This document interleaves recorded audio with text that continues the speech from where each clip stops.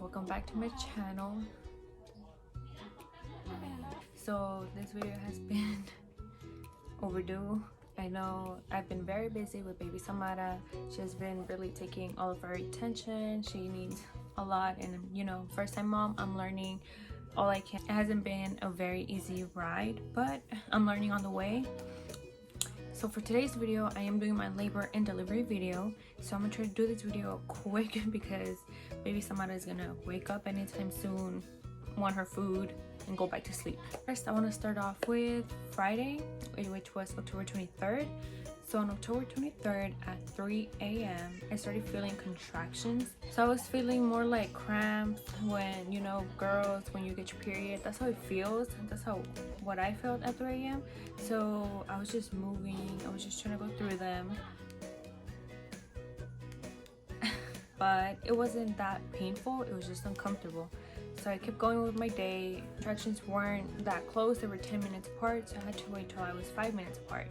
So I got an app that would help me count my contractions, how long they would take, and how far apart they were. So my contractions were at first 10 minutes apart, but around 4 p.m. they started getting 5 minutes apart. So that's when I told my husband, okay, let's go to a hospital. Plus the contractions kept getting stronger that I was just like, okay, I can't, like I need IV or something. So let's go to the hospital. So we took the freeway to the hospital, and there was some traffic. So we had to wait. Of course, the ride was a little longer than expected. Usually without traffic, easy, straight forward to the hospital. But there was traffic. My contractions were getting closer. They were getting stronger. And yeah, we were just hoping that my water wouldn't break in the car, or like the baby just wouldn't come in the car. So we got to the hospital like around 5 p.m.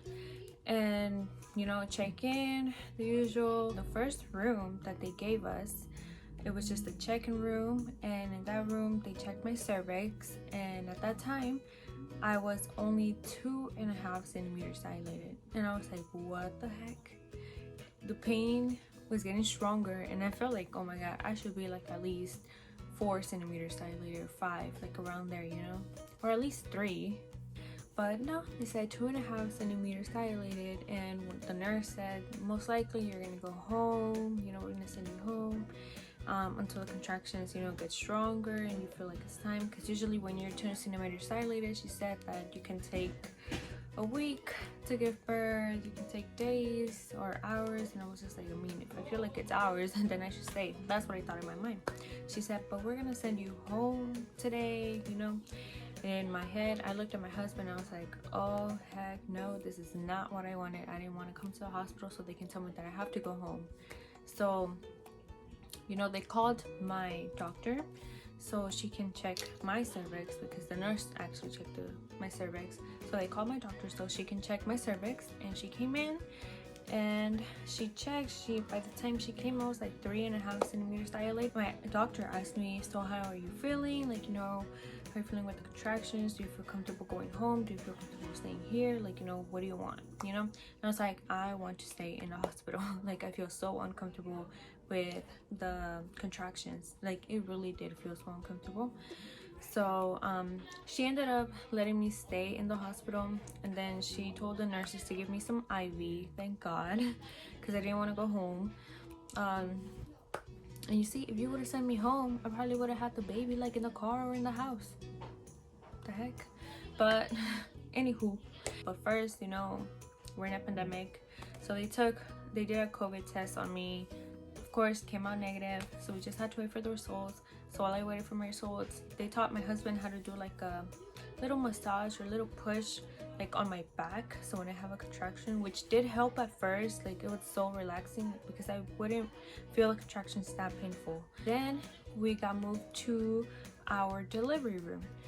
In our delivery room, they gave me my IV, and after my IV, and after my IV, I felt so relaxed. My contractions, I wouldn't feel them, but the IV only lasted like an hour or 2. I don't remember. The hour or the 2 hours that I had the IV, it just felt so relaxing. I was just hearing the baby's heartbeat, like, I was just waiting to dilate more. So I was dilating actually pretty slow. They just kept bringing me ice to chew on. And also they kept checking my sugar level, because for those who do not know, I did have gestational diabetes, which is diabetes in pregnancy. Be sure that everything was fine, my sugar level was good. So unfortunately my IV did wear off, so I started feeling my contractions again. This time they were a little stronger. My husband kept doing the back massage thing, the like pressure on your back, so that will help as well. But then I was like, nope, I need more IV. So I asked for a second round of IV, which helped me relax again. I have 3, but the third one, you do not feel the IV, you feel the contractions. You really do feel the contractions. So the third one doesn't work, so just the first 2 really relaxes you. My second IV wore off, and actually something unexpected happened that I really didn't think it was possible. But my husband went to get some food from his parents. They drove to the hospital just to drop off some food for him, because of course I couldn't eat anything. But he was away. One of the nurses stayed with me in the room just so she can keep doing the back massages, sorry, the back pressure, the pressure. Oh my god, I need to sleep. Oh yeah, this was not sleeping pretty good hours at night does too. So one of the nurses stayed in the room with me just so she can keep putting that pressure on my back when I would get a contraction. But then I just felt something warm down there, and I was like, I don't know if I just peed on myself, but I didn't try to pee on myself, but I feel something wet under there. And she checked and she was like, okay, I think your water broke. But I was just 4 centimeters dilated at that time, and I'm just like, what the heck, like I'm 4 centimeters dilated, how can my water break? I would have thought that, you know, at 8 centimeters your water would break or something, like, you know, when you're about to give birth your water's gonna break. But no, the nurse said your water broke, and I was like, oh my god, like, is it time? But then I thought, no, I'm 4 centimeters dilated right now. What, like, it cannot be time. And this is where the pain really started. Once your water breaks, the pain does get so strong. For me personally, the pain was so painful. Like 10 for me, 10 and 10 period. My husband came, he tried doing the back pressure, so putting pressure on my back and all, and it wasn't working. That time I would feel every single contraction, every single strong contraction. So I would just be like, I didn't cry. I did not cry during the contractions, but it was just very painful that I just didn't want to talk. Like, then they checked my cervix again, and I was 6 centimeters dilated, and the pain was super strong for me. I was just like, I looked at my husband, I was like, I can't, I feel like I'm gonna get the epidural, like I can't right now, this is so painful. Like, he saw me, like I was just like, oh my god. But then we tried the shower thing, the hot water and all. I was just walking there in so much pain. In the shower, I did feel relaxed, like the hot shower, the hot water just falling onto my body. It just felt so relaxing. But I would still feel the contractions in the shower, but they were painful. But then it got like small, the pain, you know, for a bit. And then once I got off the hot shower again, the strong contractions started again. And I told my husband, no, period, I need the epidural. Get the epidural. I told the nurses, I want the epidural now, you know. So yeah, they told who they had to tell to give me the epidural. And once they gave me the epidural, oh my god, it was so calm, relaxing, like I could rest. I really did try not to get the epidural. Like, I just wanted to first go natural, then just, you know, just get the IV. But, you know, I always thought, like, you know, let's see, I'm gonna try not to. But shout out to all those women who do not get the epidural and you just do it all natural. Girl, like, congrats to you for doing it all natural. I couldn't, I needed the epidural. It was too painful for me. After that, I was just waiting for my dilation to continue. You know, I couldn't feel any contractions. I couldn't feel anything. I was just so relaxed. You know, they put like a little, also like a tube down there for your pee, because you know you don't feel nothing down there because you can't get up once you get the epidural.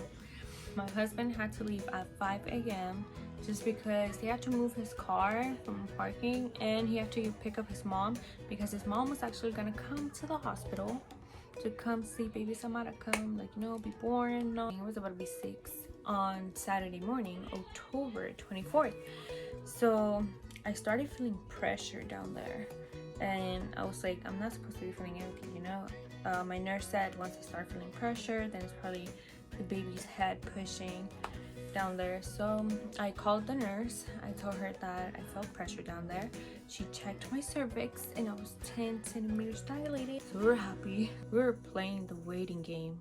So we were happy that now it's time to push. We're about to meet a baby girl. So they were setting everything up, bringing the materials, and they called my doctor, you know, so she can come quick.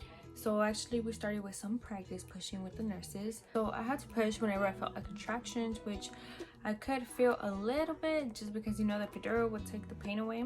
So they say push like if you gotta poop. So that's my mindset, what I had in my mind, like, you know, push like if you gotta take a big dump in the toilet, you know. Then my doctor came in, we started more pushing. My husband in one side with his mom, and then another nurse on the other side with my leg, helping me with my legs to lift them up so I can push. And then the doctor, you know, she would just tell me that she sees the head. When she told me she saw the head, it just gave me more motivation to keep pushing, like keep pushing, like you're almost there, you know. With the epidural, I did not feel any pain while pushing, like at all. So yeah, I didn't feel a thing. So I just kept pushing and pushing, like, you know, I just kept feeling pressure down there. Whenever I felt pressure down there and I thought like I felt like I needed to poop, or, you know, like I had that feeling that I needed to poop, then I would push. I pushed for 44 minutes and baby Samara was here. So 44 minutes, and it was literally like, after that I did start crying just a little bit. I did cry a little bit just seeing her face, because we've been waiting for 9 months to see her face. Me and my husband, like, how is she gonna look? Is she gonna look like you? Is she gonna look at me? Like, is she gonna have your eyes, your nose, like, you know what? Then when they took her out, she had a lot of hair, dark hair. I was just like, oh my god. Put her on me, like, they took my what's it called? I don't even know what it's called. Whatever it's called. And they put her inside there, you know, to get skin to skin. And she was crying at first when she was first pulled out. And then I just started talking to her, like, you know, hey, like, it's fine, like, you're good, like, you know, in Spanish though. And she calmed down. She was so calm when she was born. She didn't cry once they put her on my chest, because I really thought she was gonna be crying. But I was just talking to her the whole time, and she was just chilling. She was just listening. She was just looking around, like, you know, like, probably like, whoa, what the heck happened? Where am I? But yeah, and then as soon as I saw her, I was like, yep, you're your dad's twin. You're your dad's twin. I don't see any of me right there. It's you. It's your dad. So yeah, they weighed her. She was 6 pounds 15.5 ounces. About to be 7 pounds, girl. But she was 19.69 inches long. About to be 20 inches long. 19, girl. You were 19, Samara. So yeah, she was born October 24 at 6:44 a.m. I had a little fever after I gave birth. Literally after Samara was born, I threw up. I was like, babe, like, when she was on my chest, and after I was talking to her, like, you know, I was like, babe, I need to throw up. I told him, get me a bag. And then I just threw up. If everything was good, they would have told us from the beginning, you're leaving Sunday. But no, because I had the fever and I had thrown up, they were like, you're leaving Monday. We figured out that she hates when everything is quiet. And she's getting hungry. Okay.